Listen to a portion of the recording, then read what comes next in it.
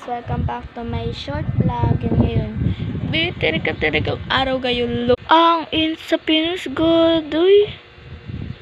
Tirik-tirik kahit sa malayo. Kitang-kita. Maliwanag na. O diba ang liwanag? Guys, mag-inom pa kayo ng maraming tubig. Nanginginig ako sa tao. Si OA ang personality. Ang init talaga. Tinan mo, nakatutok na sa akin. Nakatutok na sa akin yung electric fan. Maliit lang yan. Ito yung malaki.